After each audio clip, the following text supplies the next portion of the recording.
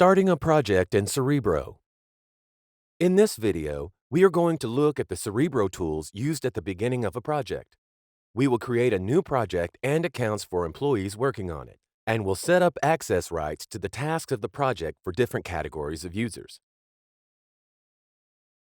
In the Cerebro system, a project is represented by a root node with a tasks tree growing down from it where the work is being performed. New tasks within a project can be created by project owners, managers, or supervisors, but the root node itself can only be created by a user with Cerebro's administrator rights. This action is performed in the Administrator panel, which is available through the Tools Administrator option in the menu. There is a special Projects tab here for project management, which displays all the projects at your company. Using the buttons on the toolbar, a new project can be created, or an existing project can be archived or restored from the archive. You can also configure the project list display filter. There are only two filtering criteria here, by an attribute of archived projects and by the start date limitation or indicating the time period that includes the project's start date.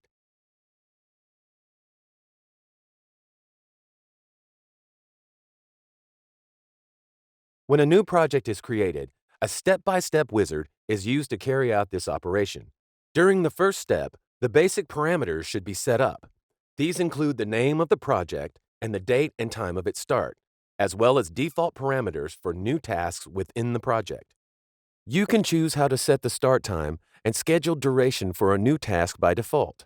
Another important parameter of a project is the feature to automatically confirm the hours stated by assignees in their reports. During the first step, it is also possible to choose the option of using an existing project as a template for the new one with a similar task structure. This can be done by checking the Use a Template box and selecting a project from the list to be used as a template. Then, by checking relevant boxes, the list of attributes to be copied from the template to the new project can be created. These attributes can include links between tasks, forum messages, designated assignees, etc. In the next step, we should select the file storage to which file attachments from project messages will be sent. Often companies only have one file storage, in which case it is assigned to the project automatically. Permissions to project tasks for different user categories are inherited by default from the global access rights that are set up in the Universe tab. When a new project is created, they can be left unchanged or immediately extended or reconfigured. We can see that different groups in the list are given different access levels. To extend someone's rights, for example, an employees group can be added and one more access level can be assigned to it from the list of preset ones, or it can be configured manually. For example, let's authorize employees to create a message, such as review in the forum.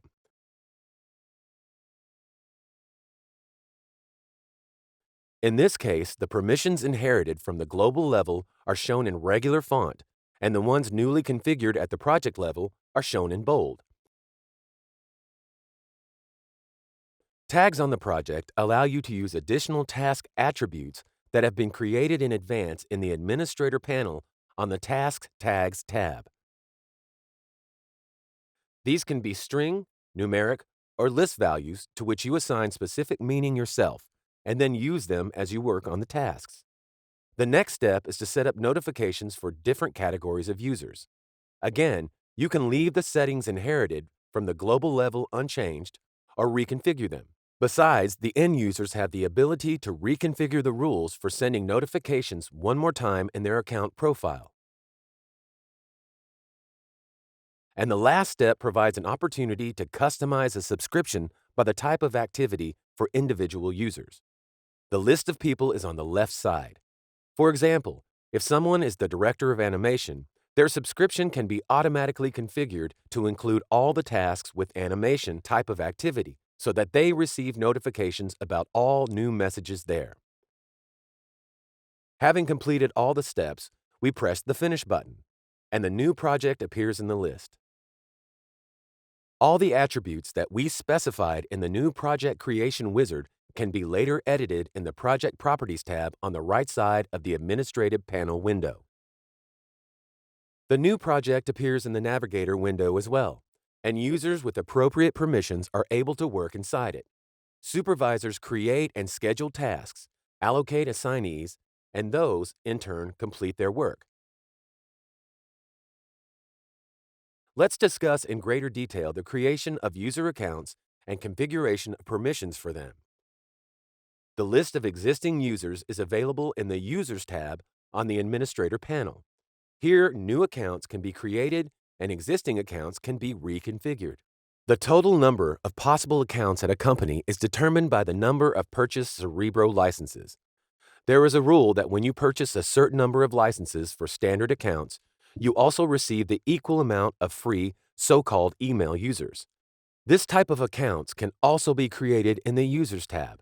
In short, the point of having email users is that, with no login and password to access the Cerebro client program, these people can still participate in the correspondence with the help of the mail client. First, they need accounts to be created in Cerebro, and then to be subscribed to the corresponding tasks. The first button on the toolbar above the user list activates the step-by-step wizard to create a new account for a standard user, i.e., a user that can log into Cerebro with his login password. During the first step, you need to specify the user's name, his Cerebro login, and email address. Then you can choose to generate and send him a random password by email, or you can set the password manually and then pass it on to the user in another way. By default, the user can see all the other users, for example, in the list of people when selecting an assignee for the task. Depending on the company's policy, limits can be set to the visibility of certain user categories for each other. The next step is to specify the types of tasks that the user can perform. To do so, corresponding types of tasks should be selected by dragging or using buttons from the general list of activities that can also be configured in the Administrator panel in the Activities tab. The parameter will be used, for example, when assigning a user to a task, if filtering by activity is on. In this case, only those people will remain in the general list, whose account attributes include the type of activity corresponding to the task at hand. In the next step, the user's membership in groups is configured. Usually, user groups in Cerebro are associated with corresponding access levels. Thus, by placing a person in a group, we grant them certain permissions to projects and tasks. After all the steps have been completed, we click the Finish button. The user appears in the list, and all the attributes set for him can be subsequently edited in the corresponding tabs on the right side of the window. In Cerebro, an administrator has the capability to log in as a different account, which makes it possible for them to see what tasks are available to the created user and, in general, what they see in the window after they log in. To perform this task, first, you should select the desired user from the list and then click on the button Login As on the right side of the user profile. As a result, the main Cerebro window reloads, the name of the new user appears in the header, and the tasks associated with their account are displayed in the Navigator window and in the other lists. You can switch from this mode back to the administrator account by clicking the corresponding button in the upper left corner. Another button on the toolbar allows you to add accounts from the Active Directory as standard Cerebro users. This option allows employees to log into Cerebro with the same login password as they do in the operating system. The third button activates the new Email User Creation Wizard. The main difference from the standard account is that in this case, no Cerebro login password is set. Only the email address and the other attributes are specified: name, activities, and group membership that will allow them to participate in task-related correspondence. Next, let's consider possible manipulations with existing accounts. There are two options when removing a user from the list. If the user is listed only with your company, then deleting leads to deactivation of his account. From that point on, he will not be able to log in to Cerebro. If the user to be removed is simultaneously working with another company and is listed in their Cerebro universe, then deleting simply removes him from the list in your company, but the account remains active. He may continue working on other projects, but your company's projects become unavailable to him. Similarly, if you want to resume working with a previously removed user, there are also two options. If the account was deactivated when removing, then to bring it back to your list, you need to use the Recovery button. In any case, the record remains in the Cerebro database, so it won't be possible to create a new user with the same email address. The step-by-step wizard appears again. Here you need to specify a mailbox, set a new login, and send the password by email or specify it manually. Then the remaining attributes should be completed, as when creating a new account. Another case is when you need to add to your list an active Cerebro user who is listed with other companies, a freelancer, for example. Again, you cannot create a new account for an email address that is already in the database, so you need to use the user search and invitation function. To find the right person in the database, you should enter the email address and press the search button. The user will appear in the list. You should write him the invitation text and press the invite button. Next time this user logs into Cerebro, he will receive a message from you, and he will have two options: to accept or reject your invitation. Only after he accepts it, his account will appear in the list of your users. Then you can assign him an access level and involve in the work on your projects.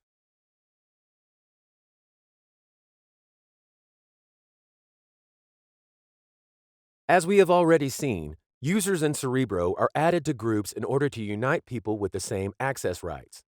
Groups are created and edited in the Groups tab. Selecting a group from the list, you can specify its membership by adding users from the general list.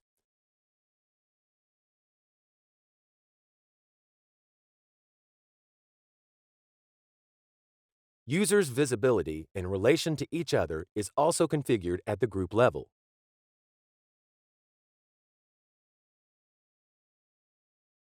Now, let's look at how permissions are assigned at the global level. This happens in the Universe tab. First, the list always contains a group of administrators with full control access level, and the group must contain at least one account. This is the only restriction. Other permissions can be assigned both here and on other levels, for example, in the root node of a project. Since permissions are inherited from top to bottom, it often makes sense to assign them at the global level to all or some categories of users so that they automatically apply to all projects and tasks in your company. For example, you can create groups of supervisors, workers, freelancers, client accounts, etc. An access level for each group in the table will have to be specified. There are several predefined access levels in the Cerebro system, and you can see in the lower part of the window the description of the rights they give. The full control access level, which is used for administrators, includes all elementary access rights from the list.